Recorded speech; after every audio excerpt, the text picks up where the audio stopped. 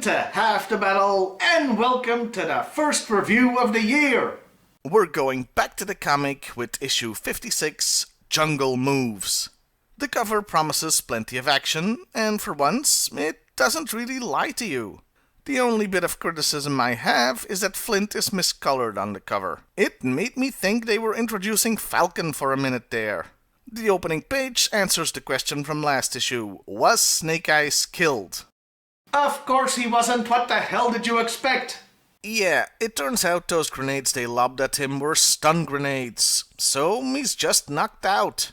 And he's being transported in an, unique manner, shall we say? The Cobra troopers are using their freaking guns as a stretcher. Why? It takes 8 guys to carry him, really? Also, half those guys should be nervous as hell considering there's a gun barrel pointed directly at their necks. I know they were going for a kind of imagery here, but it looks pretty dumb. Anyway, they're taking him back to the Terrordrome, but since the counter-revolutionaries led by the Joes might overrun them, they are preparing for evacuation. Meanwhile, Stalker is being medevaced to the USS Flag, and informs them Snake Eyes stayed behind, so they're going to try another rescue mission. There's a 2-page interlude at Georgia Tech, where former Joe Grunt is enrolled. He meets a woman there. Not much to say here, except what woman, or human in general, would actually stand like that. Anyway, her name is Lola. She wasn't a showgirl.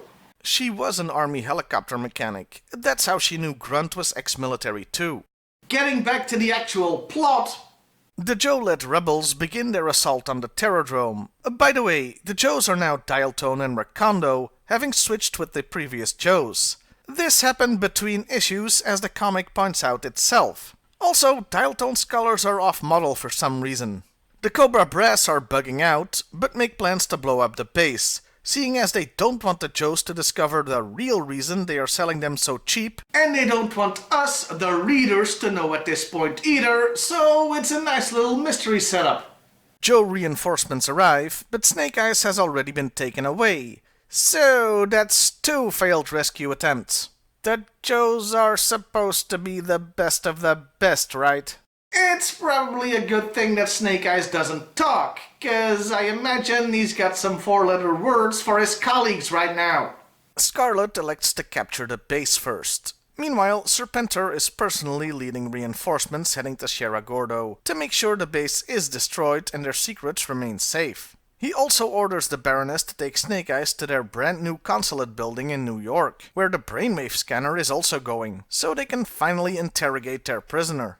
The rest of the Cobras flee, with troopers having yellow Cobra symbols for some reason, as the Crimson Twins try to blow up the base. Only nothing happens. Where's the kaboom?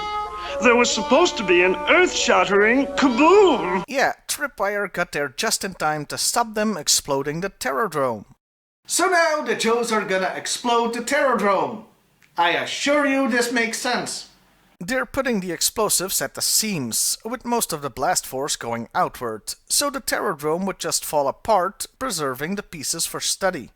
I've said this before, but I love that the comic Terrordrome works just like the toy. Prefab pieces you can put together quickly. It means kids could play having Cobra construct a Terrordrome while actually putting it together. Sure enough, the blasts work, and the base falls apart, with sound effects straight out of 60s Batman. Crunch! Rattle!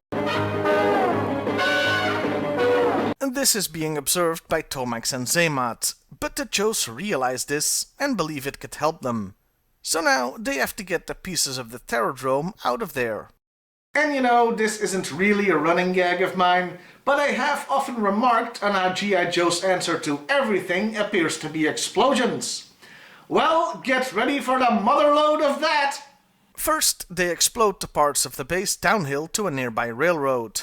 Then they explode some trees to turn the wood into a counterbalance crane thing. Oh, and Roadblock uses his machine gun to cut off the excess tree branches. I'm just gonna assume this is how the entire American lumber industry operates in real life. Even the twins are surprised by this, refreshing approach to transportation logistics, so they call Serpentor for help. The Joes then sent a conveniently nearby train on its way, with Cobra in hot pursuit. And sure enough, after a brief chase, the train is blown to smithereens, including a straw flint. They literally used a straw man to fool Cobra. Yeah, this is what Scarlet meant when she said they take advantage of being observed by the twins. They are sliding other panels towards an also convenient nearby river, where the Tomahawk is dropping inflatable barges to take them away. So now Scarlet can go after Snake Eyes. The last 2 pages have Destro returning home to Scotland.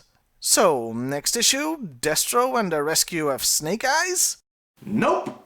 Oh, we'll see what happens with Destro, sure, but if you want to know how the Snake Eyes story ends, you're gonna have to buy the yearbook, as the last panel of the comic informs us. Cheeky bastards. Okay, next time this show goes back to the comic, we'll take a look at that yearbook. And that was Jungle Moves. And apart from some coloring errors, I have no complaints. It's another really good issue. Practically everything in here is great. In fact, the only thing I can really complain about is what is not in this issue. We had the Joes, Cobra, and even Destro there at the end. But who was conspicuous by his absence? Cobra frickin' Commander, that's who. Last issue he was reunited with his comatose son and seemed to be at a crossroads. But he isn't in this issue at all. And, spoiler warning, he won't be in the next one either, or that yearbook story. So we're in for a long wait to see that plot advance. Other than that, yeah, like I said, awesome comic. I know I made fun of the way the Joes exploded their way through all their problems, but I got to admit it was a novel and inventive way to deal with said problems. I wish I had more to say, but it's harder to find stuff to talk about with good issues of this comic series. Why couldn't the G.I.Joe comic have sucked more? It would have made my job so much easier.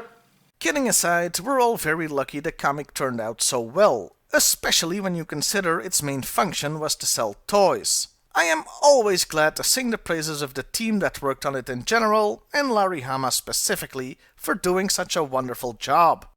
Well, I'll see you next time, everybody. And hey, why not like, share, and subscribe if that's your thing?